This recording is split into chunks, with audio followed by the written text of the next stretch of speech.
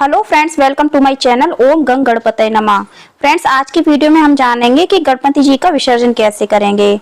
Friends, Ganpati जी का विसर्जन करने से पहले हम पूरे विधि विधान से पूजन करेंगे। जैसे कि हम उनका सुबह के समय पूजन करते हैं, उनका रोली अच्छे चंदन से टीका करेंगे, क्योंकि जब हम किसी को विदा करते हैं तो उनका चंदन टीका किया जाता है। उनको भोग लगाएंगे, आरती करेंगे, धूप दिखाएंगे, दक्षिणा अर्पित करेंगे। अगर आपने पहले दिन उनको दक्षिणा अर्पित नहीं की है तो आप आज के दिन एक साथ उनको दक्षिणा अर्पित कर सकते हैं, क्योंकि जब हम किसी को विदा करते हैं उनके हाथ में कुछ दक्षिणा भी रखते हैं।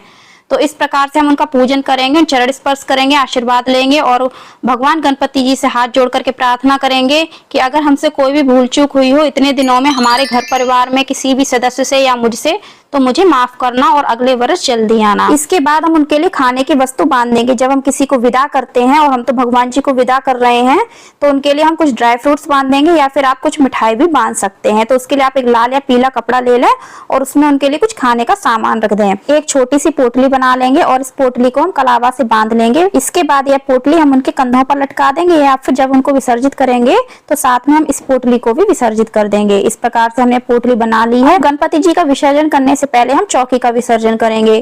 तो चौकी का विसर्जन करने के लिए हमने जो रिद्धि सिद्धि माता रखी हुई है, स्थापित किया है, उनको हम थोड़ा थोड़ा हिला देंगे। गणपति जी को थोड़ा सा हिला देंगे, छोटे वाले गणपति जी को भी हिला देंगे और कलश को भी हम थोड़ा सा खिसका देंगे। इस प्रकार से हमारी चौकी का विसर्जन हो जाता है।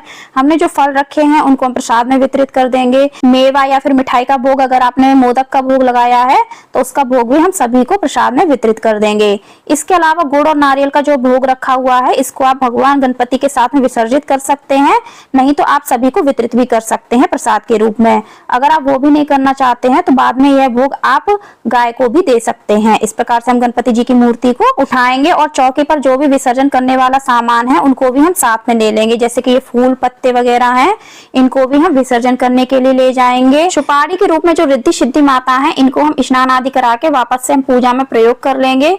इसके अलावा अगर आप इनको विसर्जित करना चाहते हैं तो विसर्जन भी कर सकते हैं। यहाँ पर जो नारियल है, कलश पर रखा हुआ नारियल है, इसको आप चाहे तो प्रसाद में वितरित कर सकते हैं, नहीं तो आप इसको दान में दे सकते हैं। अखंड ज्योत को हम जलने देंगे जब तक ये पूरी प्रकार से इसमें घी खत्म नहीं हो जाता है। अब हम इसमें घी नहीं बढ़ाएंगे। इसके अलावा कलश पर रखे हुए जो पत्ते हैं, इनको भी हम विसर्जन करने के लिए ले जाएंगे। कलश का जो जल है, इसको आप अपने गमलों में डाल सकते हैं, पौधों में डाल सकते हैं। इसका छिड़काव अपने पूरे घर में कर सकते हैं। इससे हमारे घर में सकारात्मकता बनी रहती है। कलश के नीचे जो चावल रखे हुए हैं, इनको आप भोजन के रूप में प्रयोग कर सकते हैं, नहीं तो आप इसमें थोड़े से चावल बढ़ा करके किसी को गरीब को दान कर सकते हैं। दक्षिणा जो अर्पित की है वो भी आप किसी को दान कर सकते हैं। और हमारे जो छोटे वाले गणपति हैं, इनको वापस से हम स्नान आदि करा के अपने मंदिर में स्थापित कर लेंगे। इस प्रकार से हम चौकी का विसर्जन करेंगे। इसके अलावा जो भी छोटा मोटा सामान रह जाता है चौकी पर, उसको भी हम गणपति जी के साथ में विसर्जन करने के लिए ले जाते हैं। जैसे कि थोड़े बहुत चावल पड़े रह जाते हैं तो उनको भी हम विसर्जन करने के लिए ले जाएंगे। अब हमने यहाँ पर चूंकि घर पर विसर्जन कर रही हूँ तो एक बड़ा सा पात्र ले लिया है, जिसमें हम गंगा जल डालेंगे और शुद्ध जल से भर देंगे। पात्र को हम हल्दी चंदन से टीक लेंगे। इसके अलावा उनको हम रोली से भी टीक लेंगे। पात्र में हम थोड़ी सी रोली अक्षत डालेंगे, पुष्प डालेंगे। अब हम अपने भगवान गणपति को विसर्जन करेंगे। सबसे पहले हम भगवान गणपति को 3 डुबकियां लगाएंगे। डायरेक्ट हम उनको विसर्जन नहीं करते हैं।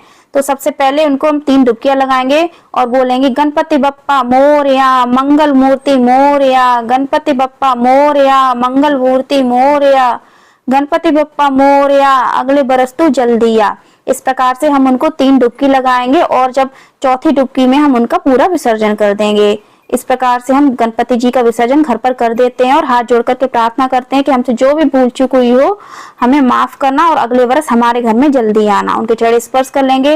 अब हमारे गणपति जी 4-5 घंटे में विसर्जित हो जाएंगे। तो ये जल है वो हम अपने पौधों में डाल देंगे। इसके अलावा जो ड्राई फ्रूट्स और खाने पीने का जो भी सामान रखा था, उसको हम गाय को दे देंगे। तो फ्रेंड्स, वीडियो कैसी लगी कमेंट करके जरूर बताना। पसंद आए तो लाइक करना, शेयर करना, चैनल को सब्सक्राइब करना।